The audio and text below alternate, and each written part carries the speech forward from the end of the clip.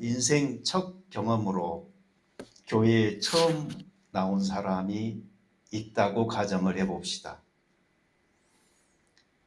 그 사람은 예배 중에 사용하는 말들을 아마 이해하지 못할 수도 있습니다. 그 중에는 처음 접하는 단어가 있을 수도 있고, 또 같은 단어지만 자기가 알고 있던 의미와 교회에서 사용하는 의미가 다를 수도 있지요. 또한 본래 기독교에서 사용하던 그 깊은 의미를 상실한 채 우리들 가운데서 너무나 가볍게 사용되어지고 있기 때문에 그 의미를 지나칠 수도 있습니다. 그 한 예로 희생이라는 말을 생각해 보죠.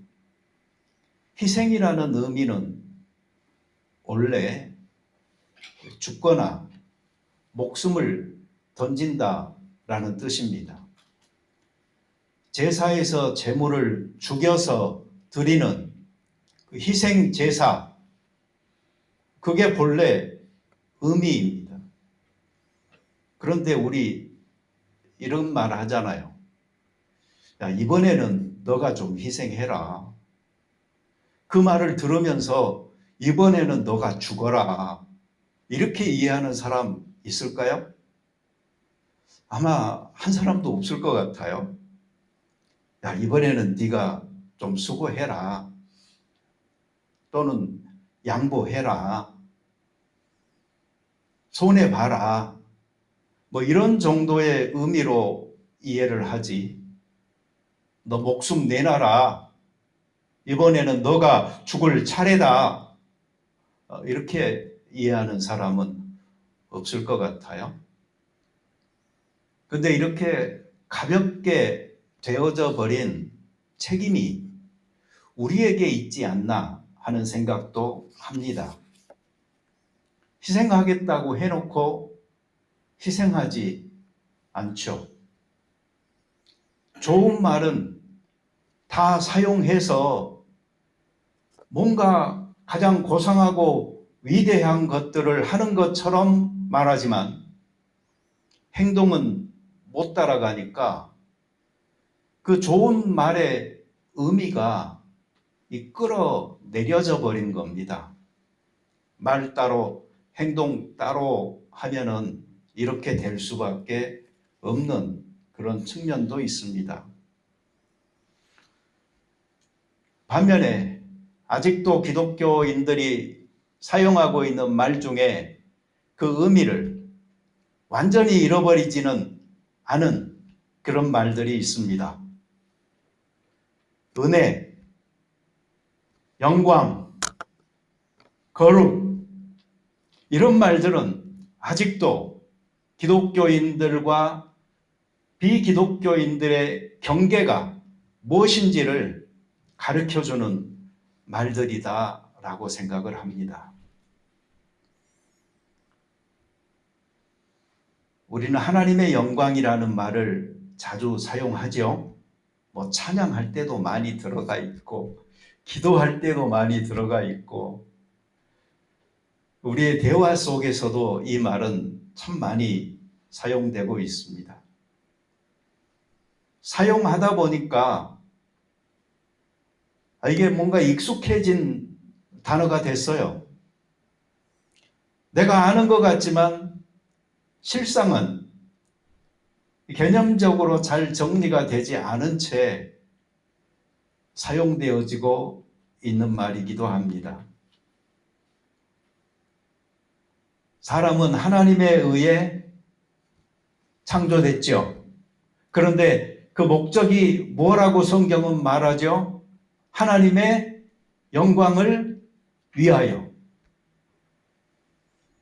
이사야서 43장 7절에 보면 내 이름으로 불려지는 모든 자, 곧 내가 내 영광을 위하여 창조한 자를 오게 하라. 그를 내가 지었고 그를 내가 만들었느니라. 명료하죠. 하나님께서는 우리를 만드신 것이 우리 자신을 위해서 살도록, 그래서 우리가 목적이 되도록 하기 위함이 아니고 바로 하나님 그 자신의 영광, 그 하나님의 목적을 위하여서 창조하셨다라고 이야기합니다. 이 하나님의 영광은 하나님 자신의 위대함과 아름다우심, 그분의 근접할 수 없이 뛰어난 성품, 그분 자체로부터 뿜어나오는 감히 근접할 수 없는 아우라, 그분의 그 존귀함, 이러한 것들을 뜻한 것입니다. 그래서 우리는 바로 하나님이 이러한 분이라는 것을 드러내고 보여주고 하는 그 목적을 위해서 하나님께서 창조했다라는 말이죠. 그러니 여러분, 사람이 얼마나 위대합니까? 하나님의 위대함을, 아름다움을, 존귀함을 세상 가운데서 보여줄 수 있는 반사체로서 하나님께서 우리를 만드셨다. 때로 우리는 무가치, 어떤 무의미에 시달리는 사람들을 보지요.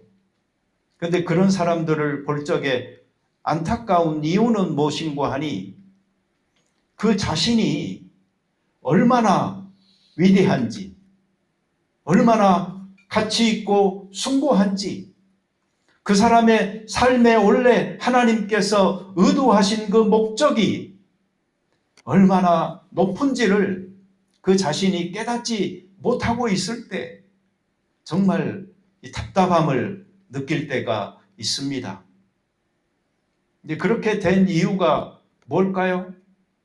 성경은 타락했다, 그리고 그 결과로 그 영이 죽었다 라고 말하는데, 그게 바로 원인인 것입니다.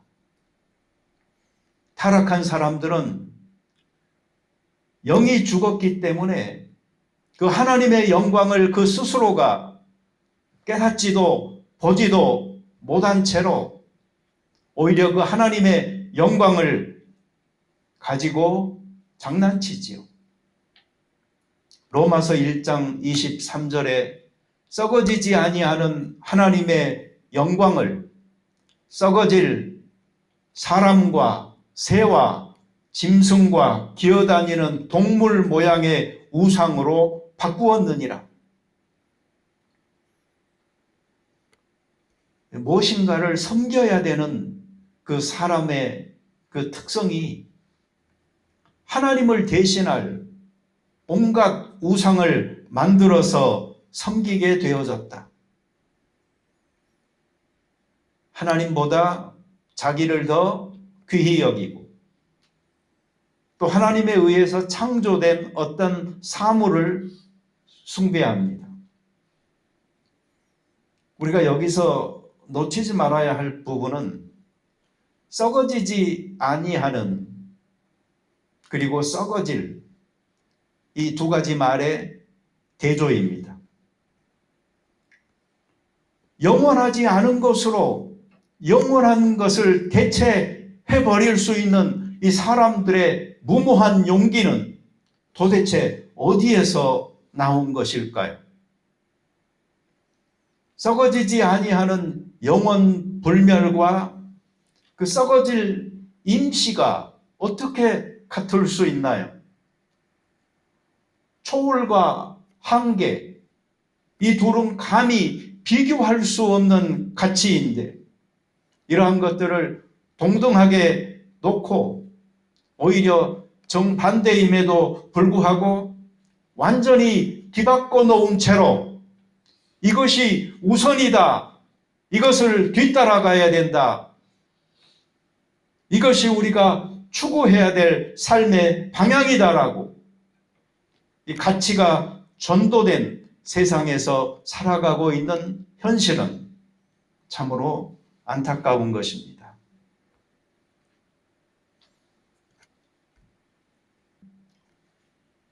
영이 살아나야 되지요. 회복되어져야 됩니다. 죽은 영혼이 살아나야 하나님의 영광을 하나님의 영광으로 볼 수 있게 되는 것이죠. 보통 사람들은 하나님의 영광을 자기가 보면은 믿을 수 있다 이렇게 말합니다. 그 대표적인 사람들이 유대인들이었어요. 그래서 그 사람들은 예수님을 쫓아다니면서 늘 표적을, 어떤 사인을, 기적을 요구했습니다. 그런데 그들이 믿었나요? 아닙니다. 심지어 예수님께서 십자가에 못 박혀 계실 그때에도 그 주변의 유대인들은 예수님을 향해서 소리쳤어요. 너가 만일 하나님의 아들이거든 그 위에서 한번 내려와 보라고. 그러면 우리가 믿겠노라고.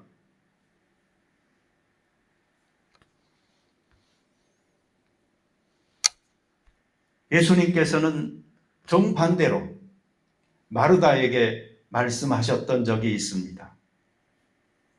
너가 믿으면 하나님의 영광을 보리라.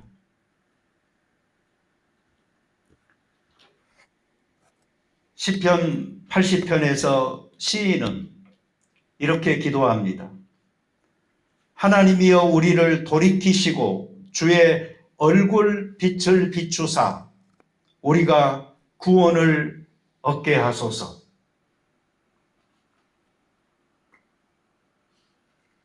바울 사도는 이렇게 말합니다. 어두운 데에 빛이 비치라 말씀하셨던 그 하나님께서 예수 그리스도의 얼굴에 있는 하나님의 영광을 아는 빛을 우리 마음에 비추셨느니라. 고린도후서 4장 6절에 이 말씀은 무엇을 우리에게 가르쳐 주는고 하니 예수 그리스도 그분의 얼굴에서 하나님의 영광을 아는 빛을 우리에게 비추신 그 하나님께서는 오늘날에도 많은 사람들에게 예수 그리스도의 얼굴에 있는 하나님의 영광을 아는 빛을 깨달아 알 수 있도록 하신 것입니다. 하나님이 어디 있느냐 찾고 믿으려고 하는 사람들, 예수 그리스도를 보시기 바랍니다. 그분의 얼굴 빛에 머물고 있는 하나님의 영광을 아는 빛을 볼 수 있게 되기를 바랍니다.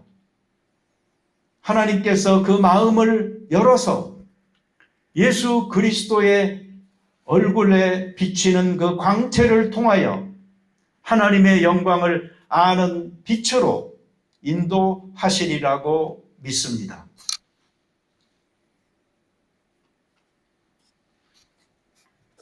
하나님께서는 자신이 사랑하는 자들에게 이러한 축복을 허락하셨습니다. 그래서 영혼이 살아나고 믿고서 사는 사람들은 여기저기에서 하나님의 영광이 드러나고 있는 것을 볼 수 있게 되는 것입니다. 왜 그런가 하니 하나님께서는 자신이 만드신 이 세상, 자신이 운행하는 이 역사, 자신이 참으로 귀하게 창조한 모든 사람들 가운데에 하나님의 영광이 드러날 수 있도록 이미 충분하게 축복하셨기 때문입니다.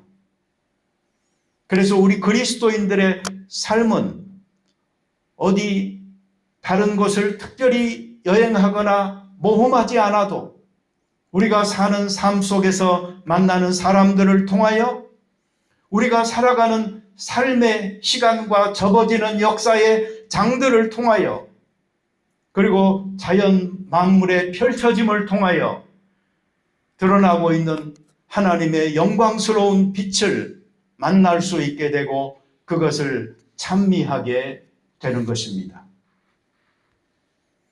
하나님만이 행하실 수 있는 크고 놀라운 일들을 이 자연과 인생과 역사 속에서 접하면서 하나님의 위대하심과 아름다움의 그 영광스러움에 압도당하는 체험들을 여러분들이 하실 수 있게 되기를 바라고 이러한 감동이 크리스찬의 삶을 이끌어가는 능력이 될 수 있게 되기를 소망합니다.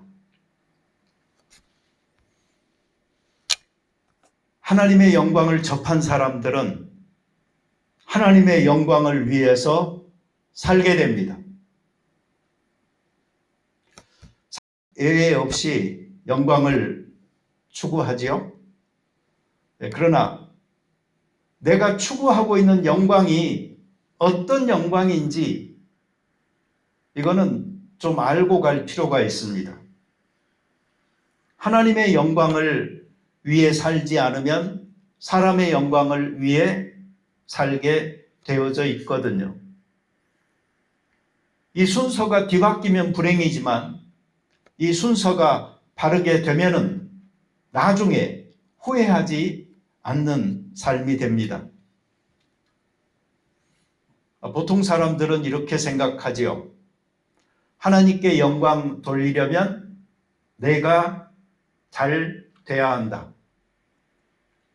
남들이 나를 보고 꾀죄죄하다라고 생각하면 하나님께 무슨 영광이 되겠는가? 그래서 내가 성공하고 출세하고 부하게 되고 내 가족들이 이렇게 되는 것이 하나님께 영광, 이게 내 삶의 목표, 이렇게 정해버리고 거기에 올인하는 사람들을 우리는 욕심 많은 크리스찬들 가운데서 보고 있지 않습니까? 이게 틀린 건 아니에요. 맞죠? 나도 잘 돼서 좋고 하나님께도 좋으면 금상첨화지요. 그래서 저도 여러분들이 잘 되기를, 행복하기를, 출세하고 성공하기를 바랄 뿐만 아니고 위해서 기도합니다. 그러나 어느 정도 의식주 해결 정도, 교육 시키는데 문제 없을 정도, 여러분들의 보건에 어려움을 느끼지 않을 정도, 노후에 큰 걱정 없이 살 수 있을 정도, 그 정도를 위해서 저는 여러분들에게 바람을 선의로 가지고 있으며 그것들이 하나님의 인도하심 속에서 잘 이루어지기를 바랍니다. 아주 소시민적인 그 누림 정도이지 이것이 재벌이 되거나 세계적으로 명성을 떨치거나 그럴 정도의 탐욕스러움을 위해서 저는 기도하지 않습니다. 어쩌면 저의 믿음이 약한지 모르겠습니다. 그러나 저는 여러분에게 성공하는데 최선을 다하세요. 인생은 한 번뿐이니 여기에 올인 해야 하는 겁니다라고. 그래서 더 크신 하나님께 더 큰 영광을 돌리라고 몰아붙이지는 못하겠습니다. 저는 목사이고 이곳은 교회입니다. 부자 되라고 출세하라고 대박 나라고 가르치는 사람 따로 있고 그러한 장소는 따로 있습니다. 왜 우리는 내가 잘 돼야, 내 가족이 잘 돼야 하나님께 영광과 찬송이 될 수 있다라고 생각하는 것일까요? 성경적 가르침에 근거하기보다는 우리의 이기적인 탐욕과 욕망이 더 앞서 있기 때문 아닐까요? 욕심이 앞서게 돼서 우리의 눈을 감게 만들고 귀를 막아버리고 양심을 마비시켜버리기 때문에 오직 경주마가 옆을 보지 말고 앞으로 달리라고 그 시선을 차단해 놓는 것처럼 우리들의 삶이 그렇게 잘못 설정된 목표에 올인하고 있는 것은 아닐까요?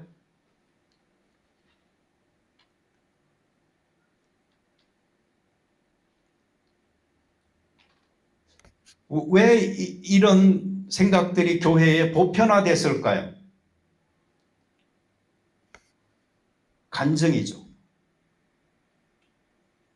한국 사람들의 간증은 대부분이 다 자기 잘된 스토리입니다.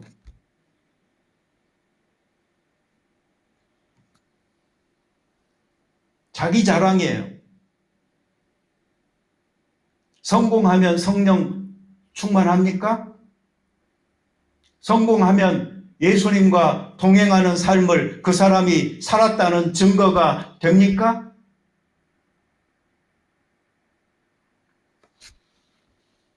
경계할 필요가 있어요. 오히려 성경은 무수하게 개인적으로는 또는 가족적으로는 잘못되고 실패해도 하나님께 영광과 찬송이 될 수 있었던 사례들 많이 있는 것이죠. 헛된 영광을 구하여 오히려 서로 노엽게 하거나 서로 투기하지 말지니라. 갈라디아서 5장 26절의 이 말씀을 통해서 볼 때에 사람들 속에 있는 분노를 일으키는 것, 투기하는 것들이 바로 헛된 영광을 구하는 데서 오는 것입니다. 고린도후서 4장 7절에 보면요, 재밌는 표현이 있죠. 우리는 이 보배를 질그릇에 가졌으니 이는 심히 큰 능력은 하나님께 있고 우리에게 있지 아니함을 알게 하려 함이라. 대조대조. 질그릇, 보잘것없는, 볼품없는, 가치 없어 보이는, 그런데 그 안에 담겨진 보화, 보배. 그리스도인들은 내가 겉으로 보이기에는 질그릇과 같다 할지라도 그 안에 영광스러운 보배 예수 그리스도를 간직한, 그래서 덩달아 가치 있는 사람이 될 수가 있는 것입니다. 복을 좋아하는 사람들은 성경에 무슨 좋은 복 없나 하다 보면은 찾게 되는 게 마태복음 5장에 있는 팔복이죠. 근데 이상한 게 팔복을 아무리 읽어봐도 내가 생각하고 있는 복 같지 않은 복들을 예수님께서 막 이야기하고 있는 게 나와요. 그래도 처음 것은 좀 괜찮아요. 심령이 가난한 자는 복이 있느니 천국이 그들의 것임이라. 뭐 그럭저럭. 근데 맨 끝에 거 봐보세요. 같은 천국을 이야기하고 있는데 거기서는 뭐라고 말을 하냐면 의를 위하여 핍박을 받은 자는 복이 있나니 천국이 그들의 것임이니라.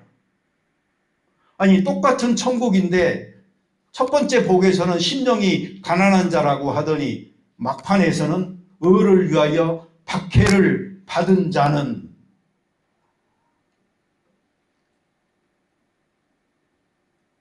나도 사실은 이 구절을 잘못 알았었어요.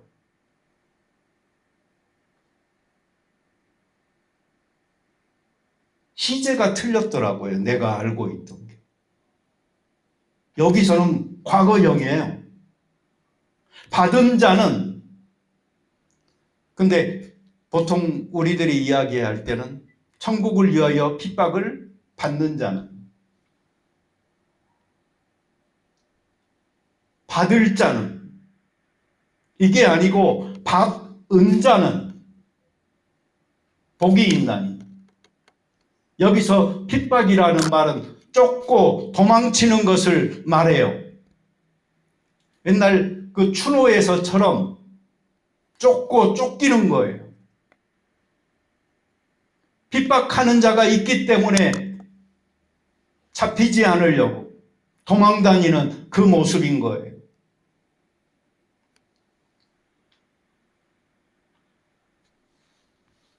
신앙을 지키기 위하여 도망다녀 보셨나요?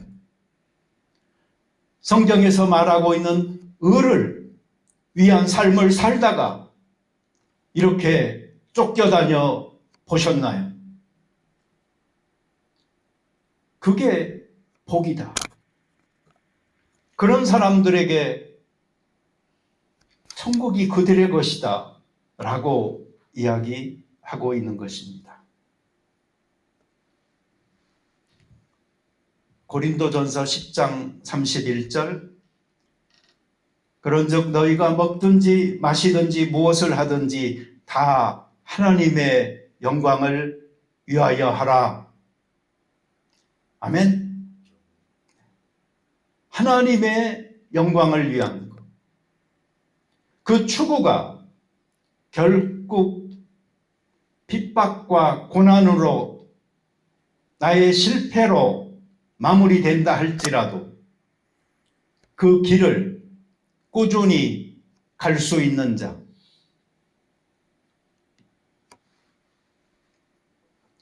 요즘 사람들이 수질 오염을 굉장히 걱정하지요. 물에도 급수가 있다고 합니다. 오염된 물을 마시면 병에 걸리고, 실제로 우리 질병의 80%가 이 수질 오염된 물을 섭취하기 때문에 발생한다라고 말하기도 합니다. 물이 너무 맑으면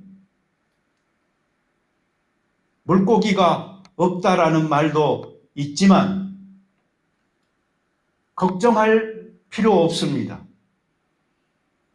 물은 맑을수록 좋은 것입니다. 실제로 많지는 않아도 그 맑은 물에도 물고기는 삽니다. 대신 1급수에는 1급수의 물고기가 삽니다.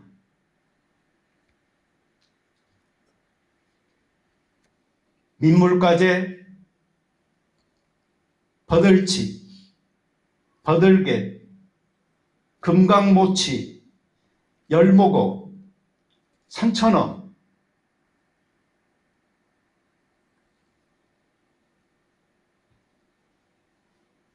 제 눈에는 여러분들이 그런 물고기들처럼 보여요. 조금만. 그러나 맑은 물에서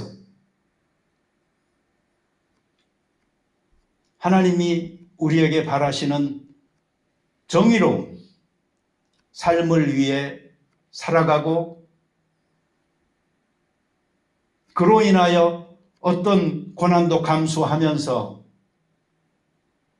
내 인생 삶의 목적이 나의 출세나 나의 영광이 아니고 하나님의 영광이 되어져서 살아가는 그런 사람들,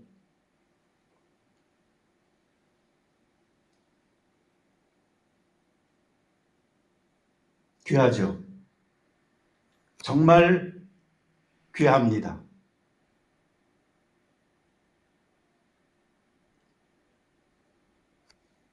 예수님께서 자기의 얼굴 빛을 통하여 하나님의 영광의 빛을 보여주셨고, 그것을 알아보는 사람들에게 그 마음을 열어 하나님의 영광을 볼 수 있게 하셨듯이, 우리가 가는 곳마다 우리의 얼굴 빛을 통하여 우리의 얼굴 빛 속에 머물고 있는 하나님의 영광의 빛이 드러나고, 그렇게 어둠을 조금씩 밝혀나가는 우리들이 되어지기를 소망합니다. 같이 기도드리겠습니다. 자비로운 주님, 감사합니다. 우리들에게 믿음 주셔서 우리들 삶에 있는 모든 어둠들을 추방하고 밝은 빛으로 나아가서 빛된 삶을 살 수 있도록 해주시니 감사합니다.